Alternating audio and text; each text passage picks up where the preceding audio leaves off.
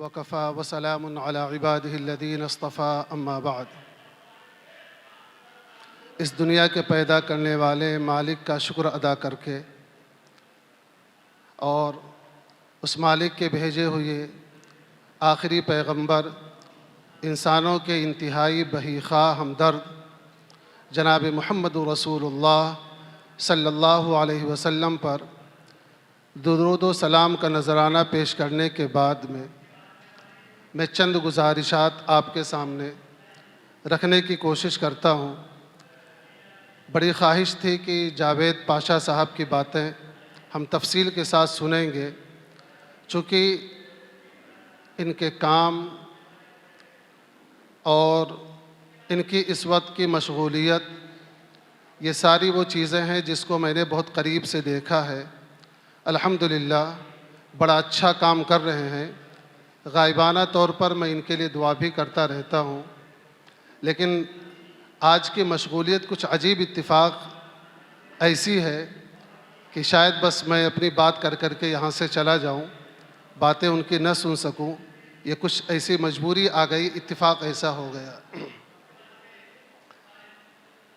آج کا ہمارا یہ پروگرام ملک کے آئین، سنویدھان اور دستور کے عنوان سے منعقد کیا گیا ہے۔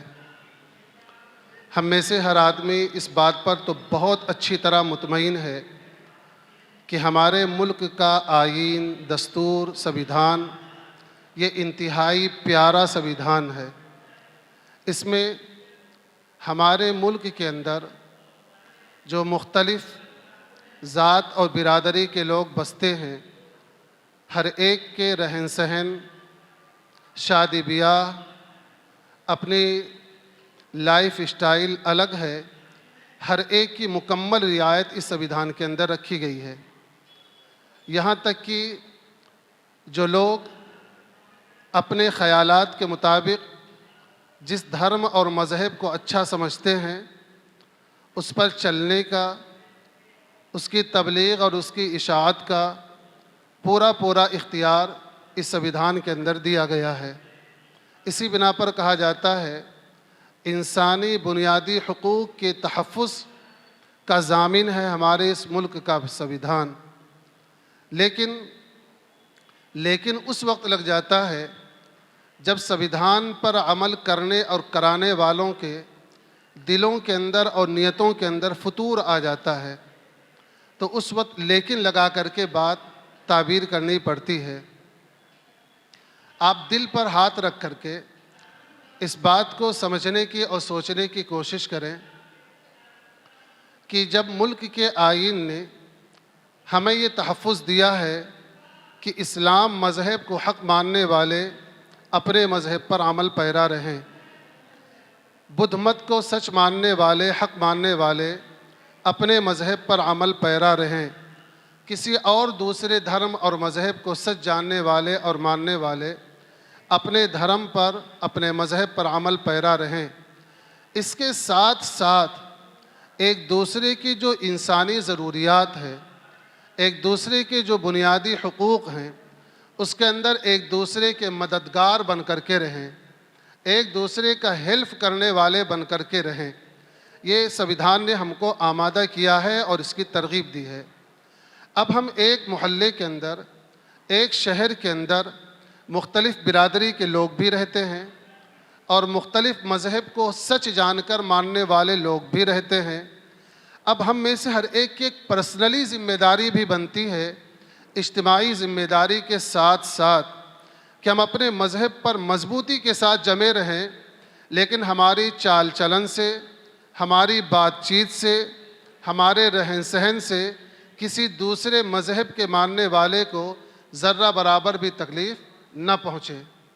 اگر ہمارے کسی عمل سے، ہماری بات چیت سے اگر کسی کو تکلیف پہنچتی ہے، کسی کے خلاف پلان اور منصوبہ بنایا جاتا ہے، تو باوجود اس کے کہ آئین بہت شاندار ہے، لیکن ملک کے اندر امن، امان، عدل، انصاف، ظلم و زیادتی کا خاتمہ، یہ ساری چیزیں ناممکن ہوا کرتی ہیں، مشکل ہوا کرتی ہیں۔ آئین کے شاندار ہونے کے ساتھ ساتھ اس وقت ہر آدمی کی اپنی ذمہ داری ہے کہ وہ اپنی ذمہ داری آئین کے تئیں نبھائے اور ادا کرے اور اس کا پورا کرے۔ اگر آئین کے تئیں ہم نے اپنی ذمہ داری کو نہیں نبھایا تو یہ ملک اس خوبصورتی کے ساتھ نہیں باقی رہ سکتا ہے۔ چونکہ الگ الگ لوگوں کے آپس میں معاہدات ہوئے ہیں، اس کے اندر S C S T O B C کو جو ریزرویشن دیا گیا تاکہ ان کی معیار زندگی کچھ اور بلند ہو، یہ زندگی کے بھاگ دوڑ کے اندر دوسرے لوگوں کے شانہ بشانہ چل سکیں۔ اب اگر اس ریزرویشن کو ختم کر دیا جائے، اس پارٹ کو حذف کر دیا جائے تو ظاہر سی بات ہے ان کی زندگی اسی نچلے سطح پر ہی رہ جائے گی، وہ دوسرے لوگوں کے شانہ بشانہ نہیں آ سکتے۔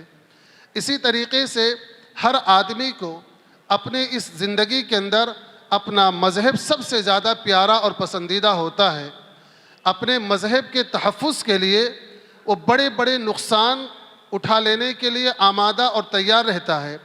اب اگر یہ سوچا جائے کہ ملک کے اندر سے تمام مذاہب کو مٹا کر کے ایک ہی مذہب کو سب پر تھوپ دیا جائے تو ظاہر سی بات ہے اس ملک کی زمین، اس ملک کا عوام اس کو کبھی ایکسیپٹ نہیں کر سکتا، کبھی اس کو قبول نہیں کر سکتا۔ یہ ہماری اب تک کی آج تک کی جو تاریخ ہے، یہ تاریخ اس بات کو بتلاتی ہے کہ ہم آئین کے تئیں وفادار رہے ہیں، اور اسی وفاداری کے ساتھ ہمارے پڑوس میں، یعنی ایک مسلمان کے پڑوس میں ہمارے ایک دوسرے نان مسلم بھائی کا مکان ہے، ایک نان مسلم بھائی کے مکان کے پڑوس میں ایک مسلم بھائی کا مکان موجود ہے، لیکن ایک دوسرے کو اپنے رہن سہن میں، اپنے لائف اسٹائل میں، اپنے دیگر اور مذہبی معاملات کی ادائیگی میں کبھی کسی کو کوئی شکایت نہیں رہی ہے، کیونکہ مذہب پر ہر آدمی عمل کرتا ہے اور پڑوسی کے حقوق، انسانی بنیادی حقوق ہر ایک آدمی اس کو محسوس کرتا ہے۔ جلسے، کانفرنسیں منعقد کر کے باتیں کر لینا ایک ترغیب کے لیے ہوتا ہے، ایک شوق دلانے کے لیے ہوتا ہے، اپنے آبا و اجداد کی تاریخ کو دہرانے کے لیے ہوتا ہے۔ جلسے کے اندر، پروگرام کے اندر شریک تمام مرد، تمام عورت کی یہ ذمہ داری بنتی ہے کہ اگر ہم ملک کے تئیں وفادار ہیں، ہم اپنے آئین کے تئیں وفادار ہیں، تو اپنے پروگرام سے اٹھ کر جانے کے بعد میں جو خوبصورت منظر ہم پروگرام کے اندر دیکھتے ہیں، اپنی کمیونٹی میں، اپنی برادری میں، اپنے اڑوس پڑوس میں جا کر کے بتلائیں اور ان کو سمجھائیں کہ آج کل جو کچھ میڈیا کے ذریعے سے دکھایا جا رہا ہے، جو کچھ اخبار کے ذریعے سے سمجھایا جا رہا ہے، اور ملک کے اندر چند گنے چنے لوگ جن کی تعداد بہت کم ہے، وہ جس بات کی آرزو اور خواہش رکھتے ہیں وہ ملک کے تئیں وفادار نہیں ہیں، وہ آئین کے تئیں وفادار نہیں ہیں۔ ملک کے ہر شہری کو اپنے کھانے پینے، اپنے رہنے سہنے، اپنے شادی بیاہ کے کرنے اور اپنے تمام معاملات کو طے کرنے میں آئین نے آزادانہ اختیار و حقوق دیے ہیں۔ ہم اپنے اس آزادانہ حقوق کو اختیار کرتے ہوئے اپنی شناخت، اپنی پہچان باقی رکھیں گے، لیکن ایک دوسرے کے مخالف اور دشمن ہم نہیں ہیں، ایک دوسرے کے ہمدرد ہیں۔ آپ خیال کیجئے، ہاتھ میں یہ 5 انگلیاں ہیں، اگر یہ 5 انگلیاں برابر ہو جائیں یا 5 انگلیوں میں سے کسی ایک انگلی کو کم کر دیا جائے تو ہمارے ہاتھ کا نقص ہوگا، ہمارے ہاتھ کے اندر عیب ہوگا، ہمارا ہاتھ صحیح سالم نہیں ہوگا۔ دوسرے اور ممالک کے اندر کچھ خوبصورتی تو ہو سکتی ہے، وہاں پر کسی ایک مذہب کے ماننے والے ہوں وہ ہوں، لیکن ہمارا یہ جو ملک بھارت ہے، اس ملک کی خوبصورتی یہی ہے کہ اس ملک کے اندر ہر مذہب کے ماننے والے اپنے مذہب کی آزادی کے ساتھ رہ کر کے ملک کے تئیں، آئین کے تئیں وفادار رہے ہیں۔ اس ملک کے اندر بہت ساری ذات اور برادری کی تقسیم ہونے کے باوجود کوئی شادی کا طریقہ کسی کا اور ہے، کسی کے شادی کا طریقہ اور ہے، کوئی کھانے میں کچھ پسند کرتا ہے، کوئی مکان کی ڈیزائننگ کچھ پسند کرتا ہے، کوئی لباس کچھ پسند کرتا ہے۔ ان تمام تر چیزوں کے باوجود ہمارے دل کے اندر ایک دوسرے کا ادب، ایک دوسرے کا احترام، ایک دوسرے کے لیے محبت پہلے بھی تھا، آج بھی ہے اور آئندہ بھی یہ چیز برقرار رہے۔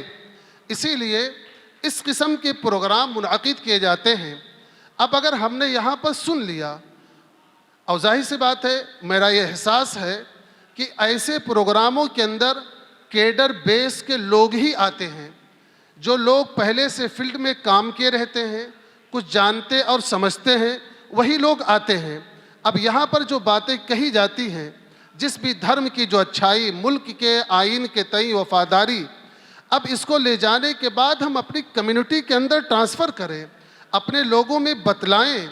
آج جو غلط فہمیاں لوگوں کے اندر پیدا ہو رہی ہیں، سب سے بڑی وجہ نالج کی کمی ہے۔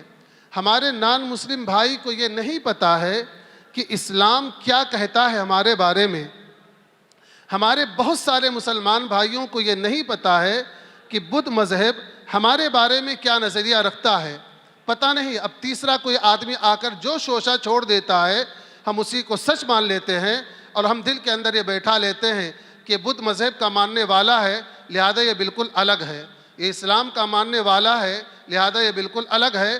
ہمیں ایک دوسرے کے ساتھ مل بیٹھنے کی کوئی حاجت اور ضرورت نہیں ہے، ہم ایک دوسرے سے دور ہو گئے۔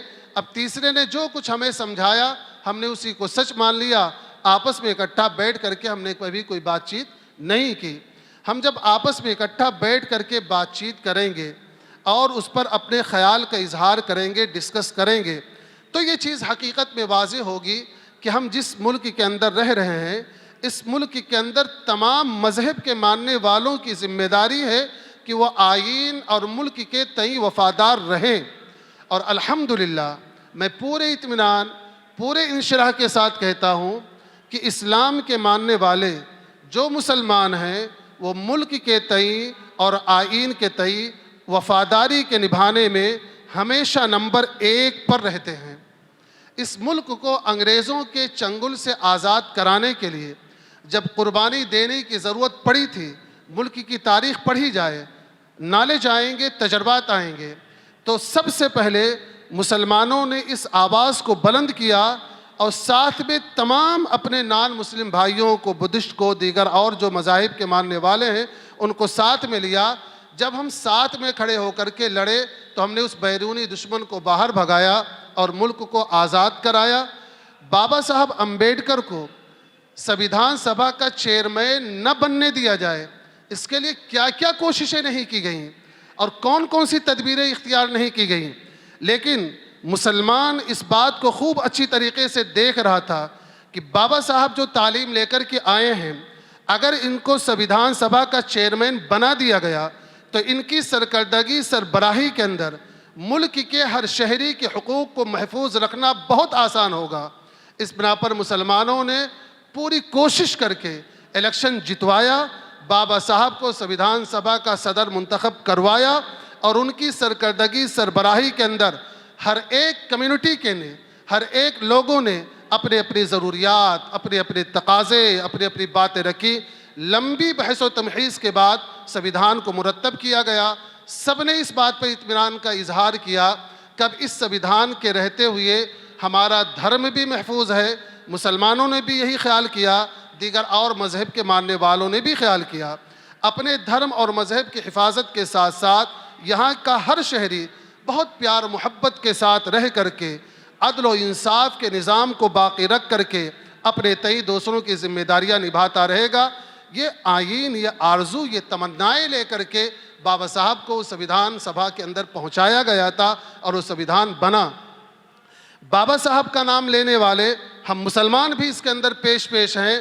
اب جب سویدھان کی بات آتی ہے تو بابا صاحب کا نام لینا ہی پڑتا ہے، اور اسلام نے ہم کو یہ تعلیم دی ہے کہ کسی بھی انسان نے اگر اچھا کام کیا ہے تو اس کا شکر ادا کیا جائے، اس کی بھلائی اور خیر کا تذکرہ کیا جائے۔ بابا صاحب کا ہم اس نقطۂ نظر سے تذکرہ کرتے ہیں۔ اب ضرورت اس بات کی ہے کہ ان کا نام لینے والے تمام لوگ، ان کے آدرشوں پہ چلنے والے تمام لوگ، ان کے دیے ہوئے سویدھان کو زمین پر اچھی طریقے سے نافذ کر دیا جائے، اس کے آرزو اور تمنا رکھنے والے تمام لوگ اس سویدھان کے تئیں بیدار رہیں، اپنی کمیونٹی کے اندر جا کر کے یہ بات سمجھائیں کہ مذہب کے متعلق جو باتیں کی جا رہی ہیں، ہمارے سنویدھان نے ہر مذہب کے والوں کو پہلے سے آزادی دے رکھی ہے، ہر ایک آزاد ہے۔ اب ہمیں مذاہب کے بارے میں لے کر بحث کرنے کی ضرورت نہیں ہے۔ انسان کی ضرورت کیا ہے؟ جو بیچارے روزانہ 100 روپیہ کما کر کے غربت کی زندگی گزار رہے ہیں، وہ کس طریقے سے اپنا اسٹیٹس اتنا بلند کریں کہ آ کر کے وہ بھی 1000 روپیہ کمانے والوں کے برابر کھڑے ہو جائیں اور ان کے پاس بھی کار اور بنگلے ہوں۔ جو شاندار اے سی کے کمرے کے اندر رہتے ہیں، کیوں ہمارے یہ مزدور طبقہ ہمیشہ مزدوری ہی کے اندر رہے؟ وہ کیوں نہ اے سی اور بڑی کاروں کے خواب دیکھے اور وہاں تک پہنچے؟ سنویدھان نے اس بات کی بھی ضمانت دی ہے۔ مزدوروں کے حقوق اس کے اندر متعین کیے گئے ہیں، کسانوں کے حقوق متعین کیے گئے ہیں۔ یہ ریزرویشن کیا ہے؟ یہ نچلی سطح کے لوگوں کو اوپر اٹھانے ہی کے لیے بابا صاحب نے پرستاؤ رکھا تھا۔ اس بنا پر اس کا ڈسکس کرنا، اپنے معاشرے کے اندر اپنے لوگوں کے اندر جانا اور ایک جذبہ اور ایک حوصلہ رکھنا۔ حالات آتے رہتے، حالات سے گھبرانے کی ضرورت نہیں ہے، بلکہ اگر میں تو کہتا ہوں کہ بابا صاحب کی تاریخ کو، ان کی ہسٹری کو اگر پڑھ لیا جائے تو اتنا حوصلہ ملتا ہے، اتنی ہمت بلند ہوتی ہے کہ اس ایک بندے نے ملک کو پیارا سنویدھان دینے کے لیے کتنی بڑی قربانی دی تھی۔ تو جب اس نے قربانی دی تھی، سنویدھان کے تئیں اگر تھوڑی موڑی ہمیں بھی قربانی دینے کی ضرورت پڑتی ہے تو کوئی عار اور کوئی حرج نہیں ہونا چاہیے۔ یہ چند گزارشات تھی جو آج کے اس اسٹیج سے میں نے کیا ہے۔ آپ لوگوں سے بہت ادب سے میری یہ درخواست ہے کہ آپ لوگ جاوید پاشا صاحب کی بات کو سن کر کے ہی جائیں۔ بڑی ہمدردی ہے ان کے دل کے اندر، معلومات بھی اچھی ہے اور اس فیلڈ کے اندر کام بھی کرتے ہیں۔ میں اللہ تعالیٰ سے دعا کرتا ہوں کہ جن لوگوں نے بھی اس پروگرام کو منعقد کرنے میں جس بھی انداز کے اندر حصہ لیا ہے، ہمارے مسلم نان مسلم بھائیوں نے جنہوں نے بھی اس پروگرام کو منعقد کیا ہے، مالک ان کو دنیا میں بھی اچھا رکھے اور آخرت کے اندر بھی ان کے لیے بہتری کا فیصلہ فرمائے۔ جاوید پاشا صاحب کی عمر میں اللہ تعالیٰ برکت دے اور ان سے اور مزید اس دور کے اندر، اس ملک کے اندر کام لے، ان کو ہمت اور حوصلہ دے۔ انہی چند گزارشات کے بعد میں اپنی بات کو مکمل کرتا ہوں۔ وآخر دعوانا ان الحمد للہ رب العالمین۔